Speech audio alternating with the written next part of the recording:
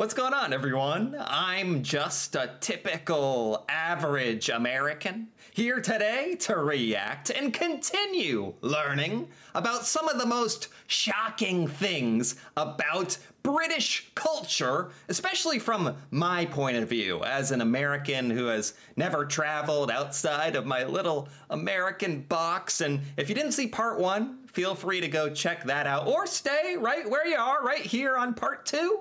Perfectly fine as well. But in part one, we're listening to this woman, an Australian, who's explaining her experience growing up and living in Australia and then later in life as an adult moving to Britain, and some of the biggest, most blatant culture shocks that really stuck out to her when she finally moved to Britain and London. Some of those things included, man, in part one, stuff about needing a license to stream TV. Everyone in Britain is just a bit nicer than Americans in particular. Between you and me, that does not shock me that terribly much. I'm actually willing to accept that one pretty easily. People are probably a lot nicer on average in Britain. Better at queuing? That doesn't shock me either. It's easy to be better than Americans that are the worst at queuing.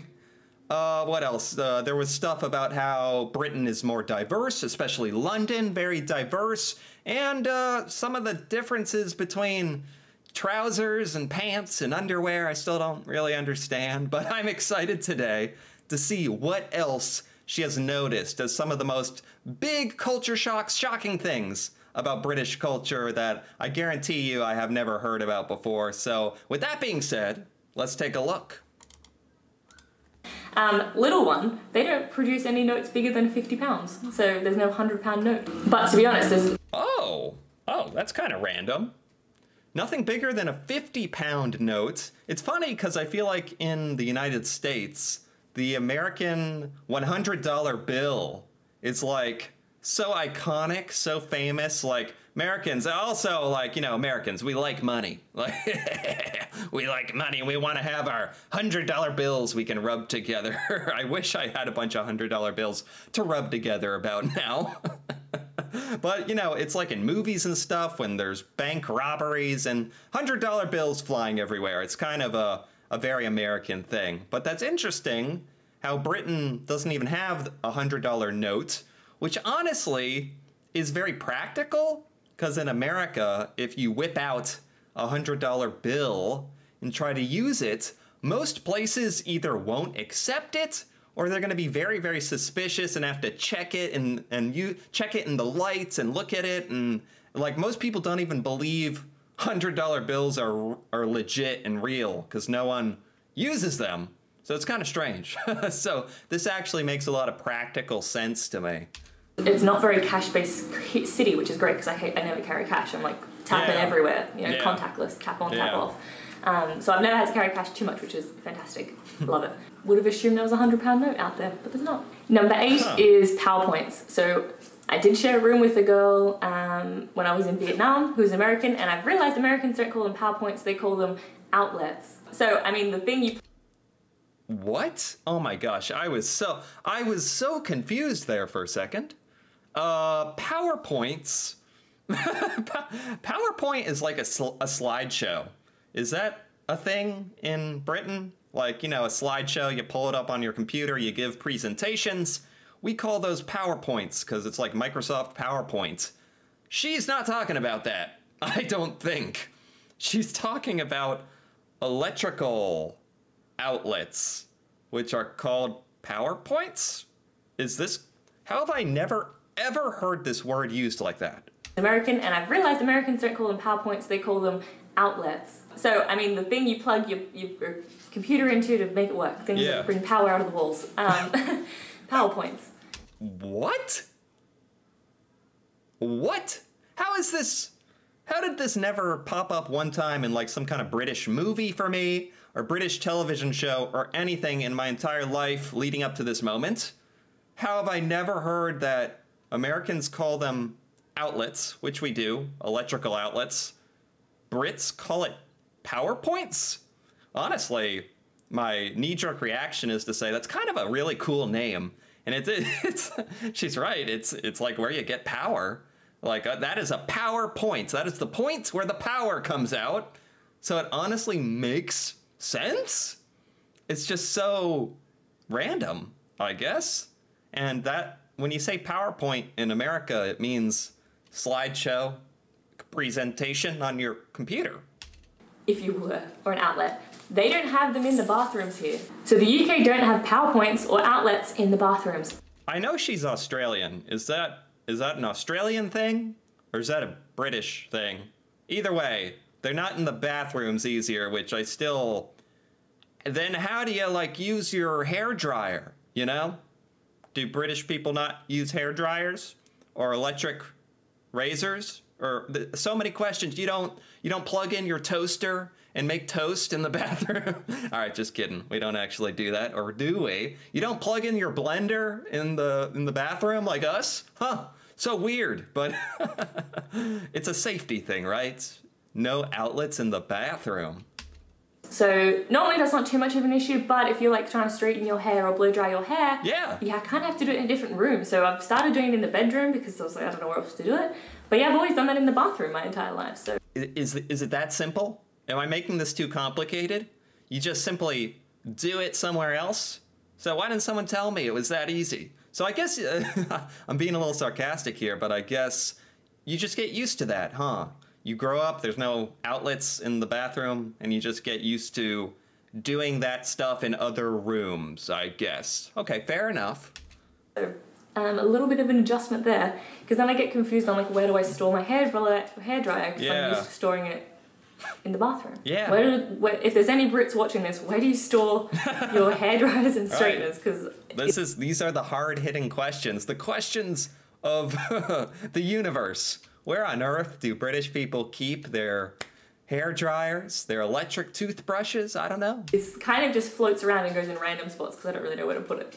Number 9 is that there's a store called Currys here that doesn't sell curries, and I find that confusing. And I was shocked when I wanted to buy a curry and all I could buy was batteries. Okay. There's a shop called Currys. Never heard of it. And it sells batteries like a Radio Shack or something. Or I don't even know if Radio Shack still exists. I don't think it does. But like Best Buy, somewhere electronics store, Currys, because curry is like a thing in the in Britain, right? That's like a popular thing. Yet you don't buy it at the place called Currys. That's a little confusing. Like I can see where I would be in the same boat as her. So number 10, I could make an entire video on, and maybe I will. Nice of you to join me, Ben. Wow. Number 10 is supermarkets. Now, in Australia, we only really have we only have 2 really, maybe 3 to 4 if you want to count the smaller guys. You've got Coles and you've got Woolworths. They're your 2 like main stores, and they're always big, and you can always buy everything from either one. Okay. Some brand variations, but like you can buy tofu at both, or like there's never one that stocks something the other doesn't. I have no idea where she's going with this, but I don't know anything about British supermarkets, but my interest is piqued. Then you'd have... Believe me, Americans have a big interest in supermarkets. Grocery stores, where we get our food, very important. One of our #1 hobbies. Your Aldi, which is still here as well, but Aldi. They're bigger, and then you've got like an IGA, but to be honest, an IGA doesn't really even count. Aldi, does Britain have Aldis? That's like a very small, very, very niche, small grocery store you sometimes find in parts of America, but I know it. So you've only really got 2 to 3 supermarkets. Here there are so many, you've got Waitrose. Oh, never mind. I think she was talking about Australia as well. Okay, I'm ready to hear the British supermarkets. I can't come up with any off the top of my head.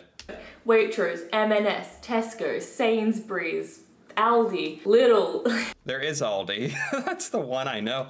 I don't understand any of the words coming out of her mouth.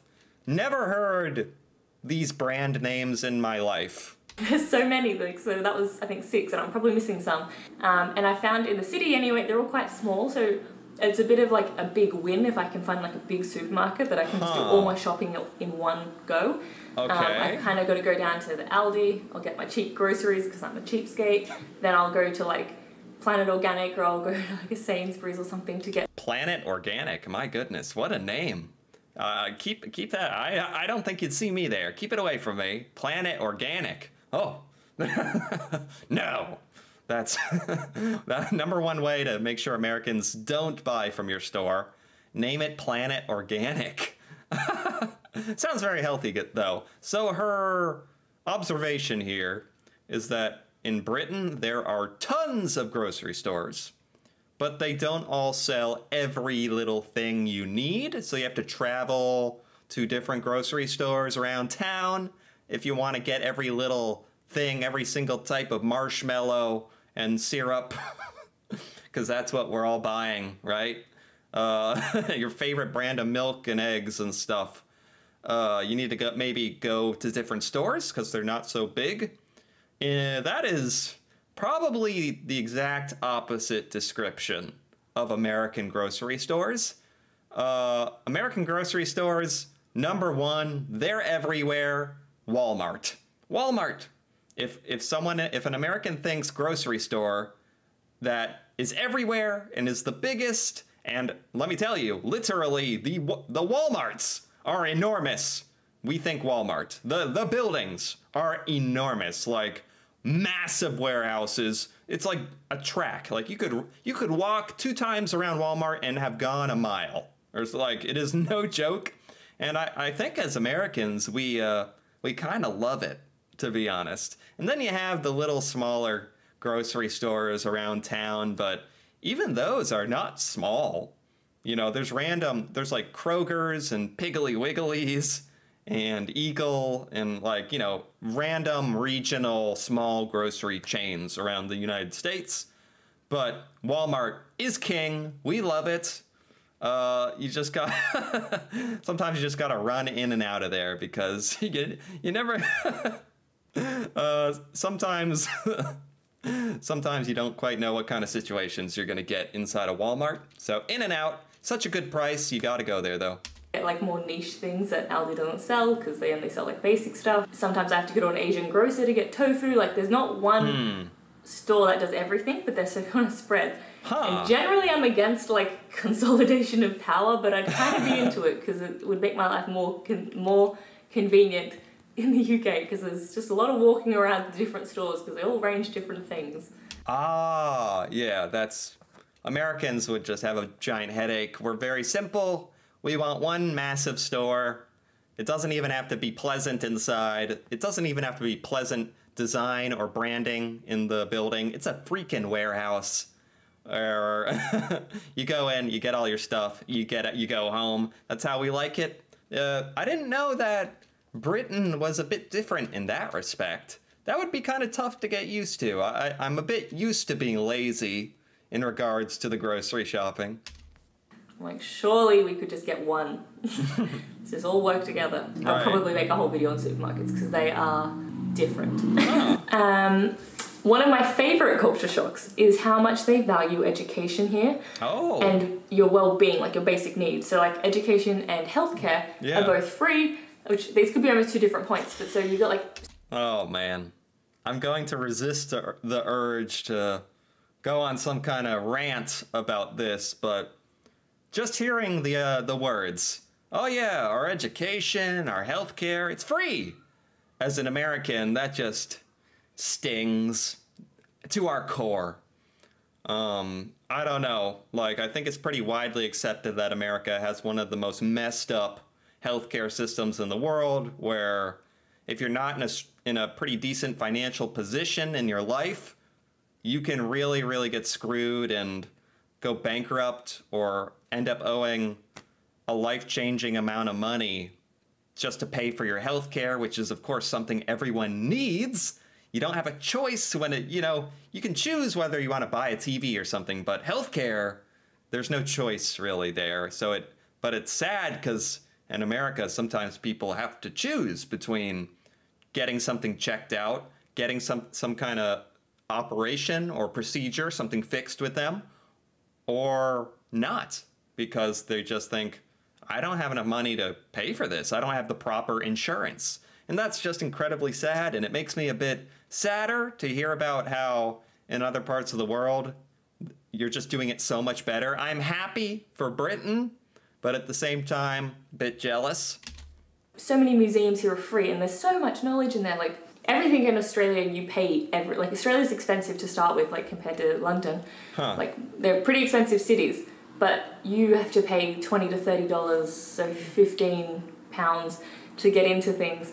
And here you've got natural history museums free, British museums free. There's like so many great things that you can go to for free. And then That's super nice. So Britain just kind of cares about the well-being of its citizens? What a crazy concept, right? That's just, I mean, sadly, as an American, that kind of is a foreign concept, if you will. Just all these super obvious, like, caring for the well-being of your citizens. That is the fundamental purpose of government, right? You know? So education, healthcare, and these public services of, like, even what she's talking about, museums and whatnot. It seems like such an obvious thing to do, but not for Americans, not in the United States for some reason. So this sounds delightful. This sounds fantastic. I had a friend who came to visit and she was having some health issues. So we were like, okay, we'll try and get you into a doctor. I took her to a doctor near me. I wrote a letter saying she was staying with me, and they saw her on the day. It was a free consultation. Wow. Then they went and she went to the hospital down the road to me, had her blood work done, all in under 10 minutes. Wow. That was also free. And then she had her results given to her on the phone within like 3 days. Wow. All free. She's not even a citizen. She was just a person in need of all the people. Wow. I wonder how that works, whether with being a citizen or not a British citizen. I'm sure there's some laws there. I will say that the actual care you get in America, like when you actually get in the office and you are given care, given an operation, it's good. It's great. It's some of the best in the world. I'm just saying that the whole payment system, the insurance system, health insurance system, it's enough to give you a headache just thinking about it. Well, you want to help, it's those ones, and it was just so good because she's chronically ill, so she needs support, and they had it. So I was like, keep expecting them to charge for that, and they didn't, and it was an amazing surprise. Right, you're right. I would like have a knee-jerk reaction, like a instinct to be like, whoa, we don't gotta go to like the doctor. Like, I feel okay. You know, it's not so bad. Like, how much do you think it's gonna cost? Like, or if they're trying to do some extra scans on you or other measurements, you're like, well, is that necessary? You know, that's the kind of hesitation that's like built into a lot of Americans because of pricing. It was really good. My favorite thing in the entire UK, and probably one of the reasons I moved here. They have parks here that are so nice. Wow. So I currently live near Hampstead Heath, which is like this big park, pretty much the size of my own old suburb in Australia. Some of it's manicured, some of it's overgrown. They have like a running track in there. They've got pools, they've got ponds that you can swim in. Wait, this is all like a public service? Like, in America, we have parks, like community parks. You can go walk your dog or do whatever. This actually sounds a whole lot nicer. And again, it's all kind of related to this British concern with public service and public good, having all these amenities available. This sounds so nice. Everything looks like Wind in the Willows, but then if you're like, oh, okay, well, that's a bit, you know, too bushy for me or too woodsy, you can go to Regent's Park, which is like perfectly manicured rose gardens everywhere, and they're all free to enter. And something I love about British culture is that the second the sun's out, the Brits get out and enjoy it, and they're so happy. And everyone has a picnic, like they enjoy it, and being able to enjoy these parks has... Yeah, because that's so nice. That's so nice to think about, because Americans, we get plenty of like warm days like throughout the year. It doesn't get too hot or too cold in a lot of regions in the United States, so it's pretty nice like most of the year. So going outside, getting to enjoy the outdoors is just kind of like normal. I think we don't appreciate it as much as we should. So it is kind of nice to hear that Brits really take advantage. made me realize something that I've internalized about Australian living is that I won't walk on grass or sit down on grass like safely. I'm always cautious because we always obviously have snakes if it's a long grass, so like I always worry about Bambi. And secondly, we have these things called bindis, which I've been talking to some of my like American friends with. Bindis are like little needles in the grass that stab you in the foot. What? Okay, this is... I'm learning stuff about Australia during this video as well. That's terrifying. I don't really... No, Americans don't have a hesitation sitting on the grass. There's no snakes and pointy things that are gonna poke you. That sounds so, I don't know, annoying. If you step on the wrong grass. And they're everywhere in Australia. You will not step on grass barefoot without checking or caution. And then even if you do check and you're like, cool, this grass doesn't have bindis in it, I'm safe. It's all really dry and crunchy because everything's so hot all the time. It's not, you always often get itchy or rashes because the grass is so rough. People don't really have picnics outside because it's just not nice grass. Where here it's all like fluffy and green and lush and... Oh, well, it sounds like the grass in Britain is pretty similar to the grass in the United States. That's not an observation I knew I was gonna make today, but there you go. Similar grass. There's no bindis, there's no snakes, it's soft, you don't get rashes from it. It's amazing. So I've been spending a lot of time outside this summer just sitting in parks. That's why I never get angry when it rains here, because I'm like, I've seen drought and this is fine. You want the rain, trust me, as someone who's seen the alternative. Right. Take the rain. So hopefully you enjoyed this type of video. A bit different to what I normally put out, but I thought I always enjoyed watching these type of videos before I moved, just understanding what I was getting into. So I thought, why not make one myself? And these are just the first few things I've noticed in my first 2 months here. So I'm sure I'll find a lot more over the next years or so. Wow, when she made this video, she'd only been in Britain for 2 months. 2 months! And all these things stuck out.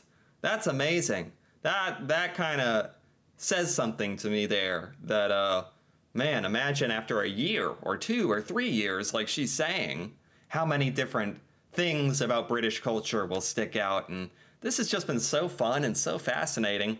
I really enjoyed hearing about this from her perspective. This was by Yvette Vibes, and I liked it. I'm gonna give that video a big thumbs up because that was very enjoyable. I really liked the things she decided to talk about because it was a very good collection of extraordinarily random topics that I wouldn't otherwise have probably ever heard about. Like, these are some of the most specific things about culture and British culture that unless you're living it, it's not really something you can just look up. You gotta kind of be told by someone. So I found this very, very enjoyable. Anyway, if you enjoyed this as well, feel free to give this video a like or leave a comment. And if you're interested in more videos like this, me reacting to Britain and British culture and stuff in Britain I have never seen before or learned about, feel free to subscribe for more. And until then, thanks for watching, and see you next time.